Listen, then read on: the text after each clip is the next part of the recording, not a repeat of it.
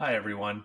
I'm Jason Gady. I'm the head girls track coach here at Wisco and have been for quite a while now. I think this is 19 years at Wisco. And I want to welcome you to what will probably be the weirdest season of Wisco track we've had in quite some time. I wanted to make this video tonight to kind of serve as our parent meeting, which we're not going to do this year in the normal sense.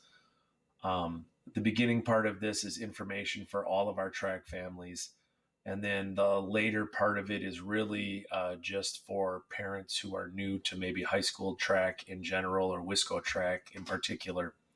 If you have been a part of this program before, it's information that you will have heard before, to be honest. And the next order of business is to get rid of my face on your screen so as not to break your devices. Much better. So, as always, our track website is probably the best way to keep track of what is happening, especially this year where we are going to have to be a little bit flexible in how things are planned, especially when it comes to May and meet time. So, wiscotrack.com will get you to our website. Um, there's some general information always on the main page. There is a separate tab then for both boys and girls information. I fill in the girls information here. So we have some information up here right now about practice plans and meets, and I'm going to explain to you a little bit more about what's happening here. And then this is going to get filled in. Actually, the video that I'm recording right now will be on here shortly.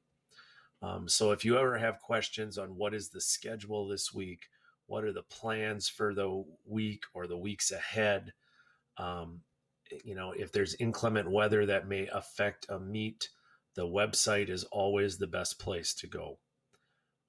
We are also on Twitter at Wisco Girls Track is the girls' Twitter handle. Don't use it a ton. The website is definitely the best way if you want immediate information. And my contact information hasn't changed. And I will show that in the PowerPoint, which I'm going to get into here in just a minute. Probably the biggest question that most people are asking is what does the season schedule look like this year? So, to try and keep this as simple as possible, there's really two different things that are going on here. Um, we are allowed 15 contact days this year. A contact day looks just like a traditional practice. This is unusual for the WIA to allow this to happen. It is part of the compromise of the fact that the first day of the season got pushed back several weeks due to all the COVID related scheduling changes that happened. Many schools in our area are playing spring football and spring volleyball this year. Wisco was able to compete in all those things in the fall, but the whole state schedules got a little bit altered to accommodate everything. So I'm recording this video on March 1st. 1 week from today, March 8th, we are really beginning what we would consider the general conditioning part of our season. In a normal year, this is when veteran parents, this is when indoor track meets would take place. There are no indoor track meets this year because of the date changes. So, what this will look like Mondays through April 12th are going to be similar to the practices that we have been taking place in our school since January. That's all spring athletes. It's not sport specific. If you are a fast person, you are sprinting. If you are a strength person, you are lifting. If you are a distance person, you are running longer distances. And this is not sport specific. So this is softball and soccer and volleyball and football and all kinds of kids practicing together. That will continue to take place. We start those at 3:25, and those end at 4:30 to be safe. Maybe even a little sooner than that, but 4:30 to be safe.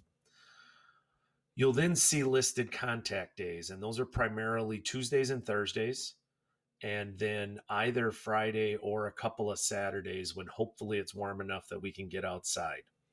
These are days which are specific to girls' track event work. So our jumpers are jumping, our throwers are throwing, our hurdlers are hurdling, our vaulters are vaulting. Um, those will look like normal track practices if you are familiar with track. We are going to keep them a little bit shorter in March. We plan to be done by 4:45, with the potential exception always of distance runners. Um, those practices sometimes get a little longer on some days because if you're out doing a longer run, you just need more time to run it. And Coach Shopper's excellent about communicating that. You'll see we're taking Wednesdays off through Lent. Make sure our kids have an opportunity to worship as they wish to with their families. We will share, or I will share by next week, a little yoga workout, 15, 20 minutes. Kids can do at home if they want. Really just meant to be a recovery day. We are going to try and practice twice over Easter break. As with all of these practices, we understand that kids are probably not going to be able to make everything. We have always prided ourselves on sharing kids within our building well. We don't want to make kids have to pick between a musical group and a sport, or some of our kids who are involved in AAU or club volleyball and a school sport. We try to be very flexible. We try to share. Even kids who say, I have a need to work, we would prefer them not to, come to practice 1 or 2 times a week. But if they're missing a day a week, especially in March and the early part of April for job related stuff, we're willing to work through that and find a way to give kids an opportunity. The best practice always is communication with coaches and parents to figure out exactly what's happening. And we'll talk more about this with kids as we get into the season. You may notice that the early part of April is what we call a dead week. We can't do any sport specific training at that time, but we can do with the other spring sports where sprinters can focus on getting faster and strength people can get stronger and our distance kids can go out on workouts on their own. And we don't want to take the whole week off and lose some of the gains that we've made over those first 5 or 6 weeks. So we're going to go 3 times that week, Monday, Wednesday, Friday. And then April 19th is the official start of the season, which means this is now when we can start scheduling meets. Now, as we look here, one change you'll notice is that practice now will go until 5, and we are practicing every day, Monday through Friday. You will notice right now the colored days are when meets are scheduled, and there is still filling in to do here. Many schools in the area are waiting to schedule meets until we have an idea of how many teams can be at a meet and what the COVID related practices are going to look like. Right now, the recommendation from the WIAA is small meets. So 4 co-ed teams or 8 single gender teams is about the limit. So if you are used to larger, 16 team varsity track invites, we don't expect to see those this year.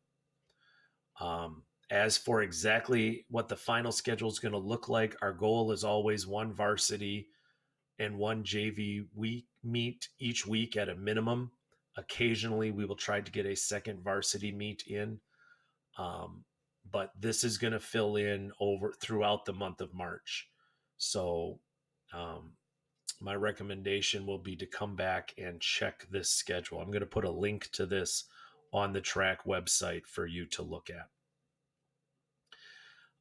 That's probably the biggest pieces of information for returning parents. One last quick reminder before I shift gears for our new parents, and it's on the main page here. Participation cards are the biggest pain for track coaches. The key date is April 1st, 2020. If your kiddo has not had a physical since April 1st, 2020, and this is their first sport they've done this year, they need to have a physical in order to get their participation card. They need to have a participation card in order to compete. We are asking kids to get their participation cards in March. It is always best to have up-to-date contact and medical information. So if you know a physical needs to get scheduled, you have to get it done by the middle of April to get your participation card, or you can't compete in meets. If you have questions about that process at all, call the main Wisco phone number, 453-4567. Mrs. Knazer and Mrs. Shambo are our two receptionists. They also are the ones who are in charge of all things participation card, and they will be happy to help you. All right. You can see my contact information right now is also on the main track page. My email, my cell phone number. Call me anytime with any questions you have. Don't be shy. I will get back to you. If I can't answer at the time, I'll get back to you as soon as I can. If you are a veteran track parent, it's probably you can tune out now. You're not going to miss anything. If you are new to Wisco track, hang on here a sec. I'm going to queue up a little presentation that I would normally give at the parent meeting and try to get through this as quickly as I can. All right. Normally, this takes me about half an hour to get through all of this. I'm going to do the condensed version because that's what we can do. So once again, if you're new, I'm Jason Gady. This is my 19th year here at Wisco. I coached for a few years before that at Waukesha South. There's my contact information. Call me anytime. The other coaches on our staff, Coach Shopper is our distance coach. He's also our track and field coordinator. He kind of acts as a go-between between the boys and the girls programs, which are both fairly large. He also does a ton of administrative things, especially in regards to home meets. Coach Becky Hebner is our long and triple jump coach. Shakira Cousins is switching to high jump and mid distances this year. Tim McKitchern is our throws coach this year. Taylor Corkum is our pole vault coach. She's not there every day. We pole vault a couple of days a week, and actually pole vault usually does go a little bit later. And then I don't have her name on here, but Emily Olson is a student teacher, and she is going to be helping out with the mid-distance kids, especially through the early part of May before she heads back to graduate. So here's what you should expect of us as coaches: to be Christian leaders at all times, to provide your athlete for opportunities to be successful. The hardest thing sometimes is guiding an athlete maybe to an event where they might be better suited, better gifted. We want to give kids an opportunity to try things. And we might suggest and say, you know what, you might be better at this than you think, or something along that lines. You can expect us to communicate when we have issues, to talk to you, not about you. And our goal is to keep this a fun sport, and it can be tremendous fun. And so we will always try to keep that focus. What we expect of athletes is to reflect the love of Christ in everything that they do, whether they're in school, at practice, at meets, representing Wisco and anywhere, to show Christ's love through what they do. We need them to be on time. We start at 3:25, and that means be there at 3:25, ready to go. We need to understand that between boys and girls, we're expecting in the neighborhood of 120 athletes this year. That presents some challenges always, COVID is adding extra challenges this year. We're going to need to be a little bit flexible at times, and it helps when the kids have a positive attitude about that. We expect our athletes to respect our coaches, um, to communicate with us when they're sore, when they're hurt, when they're not sure, and to take everything that a coach says in a constructive manner, not as an attack on them personally, but as a, we're trying to help you improve. So a normal day for us, we start at 3:25. Traditionally, when we are indoors, the girls start in the auxiliary gym or the freshman gym, as we used to call it. We'll talk for a couple of minutes, get some warm ups ready here, get to our individual coaches by 3:45 a lot of days. I don't have an end time listed because it really depends this year. It might be 4:30, it might be 4:45, it might be 5. If you're a distance runner, it might be later. If you are a pole vaulter on a day where we are practicing pole vault, it's probably 6. There will be lots of communication, primarily through the website, um, to get that information to you. In March, we have a couple of emphases with our kids. We talk about nutrition. Our kids don't eat very well, especially breakfast. We're trying to get a little bit of food in them at minimum. We are trying to get more water in our kids always. They're generally woefully dehydrated. The benefits of chocolate milk are outstanding. It's better for you, really, than Gatorade in most situations. Obviously, not after a hot workout, but as a recovery beverage, chocolate milk has all the right stuff in it. Um, we talk a lot about sleep and all the work these kids put in to improve as athletes. And if they're getting 6 hours of sleep a night, they're throwing a lot of that out the window. And then the right ways to stretch: active stretching before practice, static stretching after practice. The central nervous system reacts best to that. Um, and so we're going to model that for our kids. When it comes to track, shoes are the most important thing. And really, I'm talking here about training shoes. Shin splints can be a common issue in track. Um, it, quite basically, in its worst form, your shin muscle tears away from the shin bone. It generally starts off much milder than that. Common thing for kids to notice is when they get up in the morning, those first steps out of bed are painful. Gets a little bit better during the day. It's usually okay when you're running. Um, and then once you're done, it gets worse. So shin splints are caused by a couple of things. Sometimes it can be overuse, and that's on coaches to monitor that. Especially in our sprint programs, we are believers in micro dosing, which means we're not running that much. We are running short amounts of maximum velocity. So when we're running, we are running as fast as we can always. Some of it is poor glutes and abdominals work. Your chest pitches forward when you run. That puts more stress on your shins. We work on that during the season, trying to work on good posture when we run and strengthening the abs and glutes. Some of it is bad running mechanics, which we'll also work on during the season. A lot of times it's bad shoes. Um, Running shoes in particular don't last that long. They're meant to be cushioned, they're meant to absorb force, they're not meant to last years. So, pain is usually a sign that we may have some shoe issues. It's hard to show this visually, but if you look on the side of the shoe and it looks squished like an accordion on the sole of the shoe, that's a pretty good sign. Everything that you see pictured here is lousy for track. Um, Up on the top left here, there's not the support in a Vans type shoe.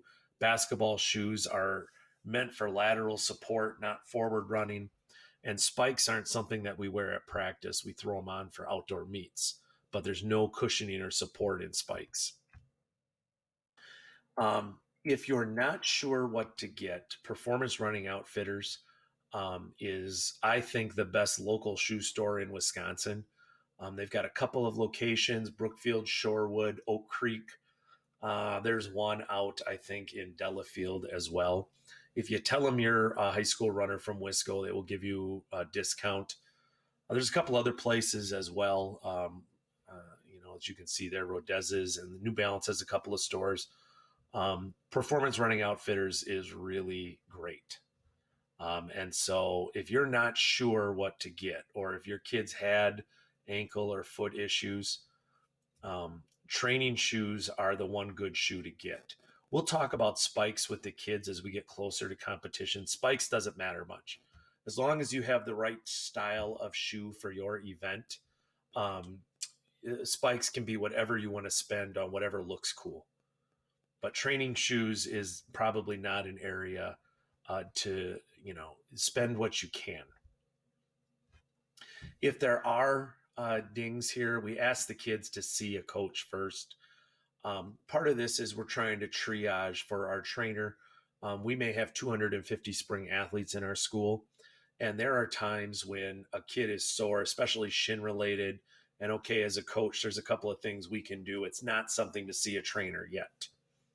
And so sometimes it's okay, we can do this. Sometimes it's okay, we just need to rest for a couple of days. Sometimes it's okay, we need to go see the trainer for this. If the trainer recommends seeing a doctor, we'll touch base at that point. Generally, pediatricians are like what an internal medicine guy is for adults. They're kind of traffic cops. Sports injuries, especially, are not their specialty. And so, if we've got a knee situation, for instance, they're just not as trained in that area. And our experience has been they tend to not give the best advice. If it's a conflict with practice issue, communicating with me is the best way to go about it, whether it's email, voicemail. I will talk with our volleyball and dance kids and Wisco kids and all the other conflicts we have and get schedules worked out. Again, especially within our building, we share very well. Especially once we get into May, we are going to really ask our kids not to schedule things like driver's ed. We don't have that long of a season this year. And so missing a significant amount of practice in the 5 or 6 weeks where we can compete, it's a bummer way to get through the spring. As far as meets go, by the time we get to meets at the end of April, we should have a pretty good idea and be able to tell kids this year, I think you're probably going to be a varsity athlete. I think you're probably going to be a JV athlete. There will always be a handful of kids that may kind of bounce back and forth depending on the size of the meet. Maybe not so much this year, because I think there's going to be more meets than normal where we are all together at the same meet. So we'll have to see how this goes.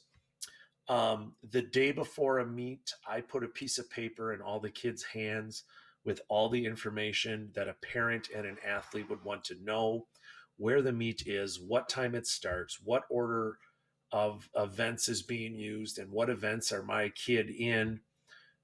If I have information about admission charges or whatever, parking, all that stuff. If your kid doesn't bring that home, and a lot of them don't, you can always go to the website and they get posted on there the day before the meet as well. In the past, we've been able to give pretty good guesses on how long meets are going to go. I don't know this year that they're going to be as accurate.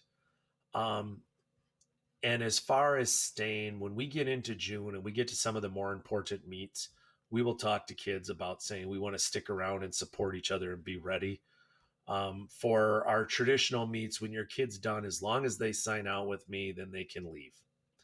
Kids cannot drive to a meet with another athlete or drive themselves to a meet without written permission. And a text is generally not sufficient. It needs to be an email. We need to have proof for liability reasons. Um, as far as uniform goes for track, the kids get a jersey. Most of our kids, as long as the solid black bottoms, whether it's black leggings or black, volleyball kind of shorts, as long as they're plain black, you're good. I do have a few pair of black shorts, plain black track shorts that are pretty short. Um, but other than that, they get a jersey from me, and that's probably all they need. Um, as far as supporting the program, we don't do a fundraiser. We ask your kids to come to home meets, whether they're competing or not. We raise money generally through hosting track meets, and we're going to ask the kids to buy a T-shirt. If they want other clothing, that's available. It's optional. Buy it if you want. Don't if you want. Orders are going to be due towards the end of March, so that is ready for us when we start in mid-April with the competition portion of our season. And then there will be some sort of long sleeve, probably shirt. That is the one thing we ask kids to buy. We wear it for the team picture, and we try to get kids to wear them at meets. And we'll talk more about that as we get into the season. So I thank you for sitting through this. If you're a new parent, again, there's probably questions you still have. I encourage you to reach out to me with whatever questions you have. We'll get them answered. Have a great night.